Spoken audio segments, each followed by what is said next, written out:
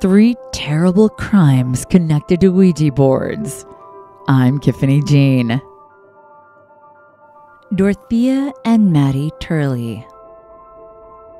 On November 8, 1933, Dorothea Irene Turley was using a Ouija board with her 15-year-old daughter, Maddie Turley, at their home in Prescott, Arizona.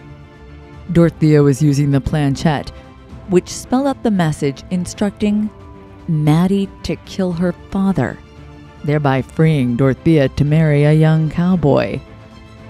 She also told her daughter that the board could not be denied.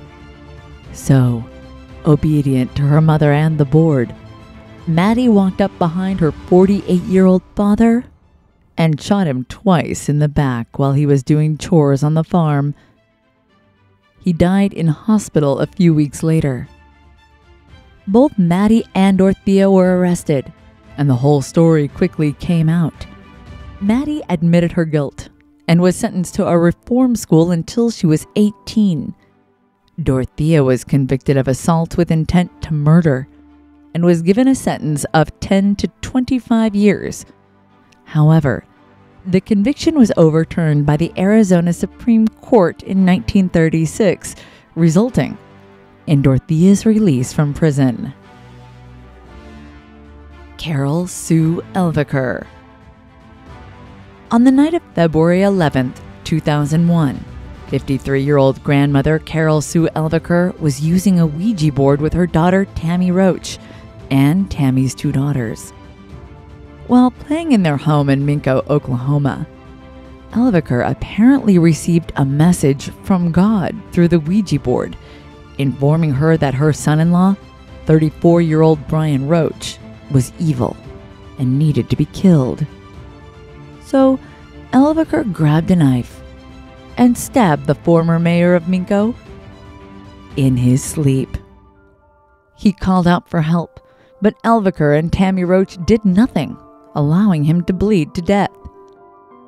After stabbing her son-in-law, Elviker tried to stab Tammy's 10-year-old daughter, but Tammy wrestled the knife from her mother and hid it in the house. Then Elviker, Roach, and her 2 daughters piled into the car with Elviker driving. That proved a bad idea, since Elviker soon tried to kill everyone in the car by running into a road sign. However, she only ended up breaking both of her ankles and slightly injuring the other passengers. Elviker then got out of the car and tried to push one of her granddaughters into traffic, apparently believing that she had inherited Brian's evil. After failing to kill her granddaughter, Elviker ran from the scene, even though both of her ankles were broken. She stripped off her clothes and hid in the forest, but was soon arrested by authorities. What's really odd about the case is that Elviker had no history of mental problems. Drugs and alcohol were not involved, and investigators couldn't find any evidence of domestic problems in the home. Elviker was ruled insane and committed to a psychiatric hospital. Tammy was also charged, but the case was later dropped. Nancy Bowen and Lila Jimerson. On March 7, 1930, Clotilda Marchand answered the door in her Buffalo, New York home and found an unfamiliar Native American woman on her doorstep. In broken English, the woman accused her of being a witch and then attacked her with a hammer. Finally, she stuffed a chloroform-soaked rag down Clotilda's throat. A short time later, her body was found by her 12-year-old son. Witnesses saw the killer scoping outside the house, and Clotilda's husband, the sculptor Henri Marchand, pointed the police toward one of his models, a Seneca woman named Lila Jimerson. She and 66-year-old Nancy Bowen, the actual killer, were arrested on the night of the murder.